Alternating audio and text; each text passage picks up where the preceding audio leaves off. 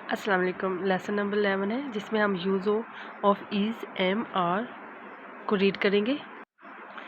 Is M are के हम affirmative sentence, negative sentence और इंटरोगेटिव सेंटेंस को हम देखेंगे कि उनको जुमले में कैसे इस्तेमाल करना है। इज़ एम आर का इस्तेमाल इन सेंटेंस में हमने कैसे करना है। ये अल्फाज किसी इसम या इसमें ज़मीर की हालत, कफ़ियत और शख्सियत को ज़ाहिर करने के लिए इस्तेमाल होते हैं। फ़र्स्ट ऑफ़ ऑल हम पढ़ेंगे अफर्मेटिव सेंटेंस, मुस्बत जुमले।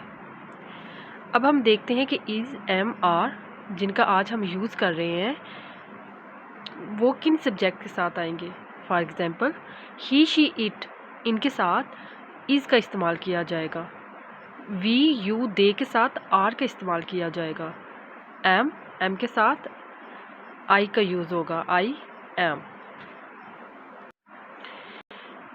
इज़ एम आर हम सेंटेंस को देखते हैं कि इनको हमने सेंटेंस में कैसे इस्तेमाल करना है। फॉर एग्ज़ाम्पल हमारे पास फर्स्ट नंबर सेंटेंस है, ही इज़ ए स्टूडेंट, वो एक तालिब इल्म है। ही यहाँ पे सब्जेक्ट है, इज़ यूज़ हेल्पिंग वर्ब है जिसका हम यूज़ पढ़ रहे हैं। स्टूडेंट ये नाउन है।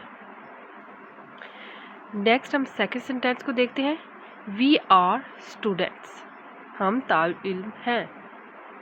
We subject, are helping verb, students noun. Third sentence में थर्ड नंबर पे I M a student.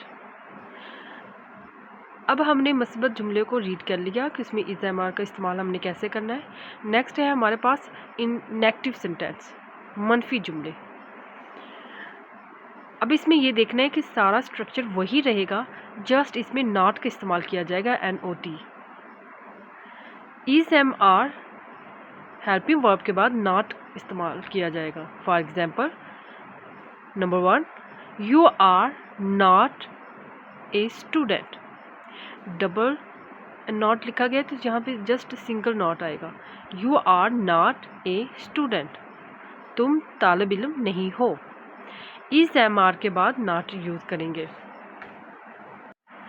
Next slide में हमारे पास इंटरोगेटिव सेंटेंस है। इसको सवालिया जुमले बोले जाते हैं, जिसमें कोई बात पूछी जाए, कोई सवाल किया जाए, किसी चीज़ के बारे में दरियाफ्त किया जाए।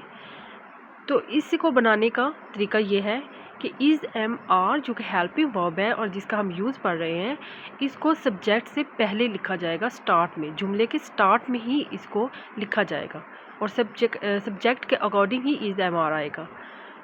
For example number 1, are you teacher, क्या तुम उस्ताद हो।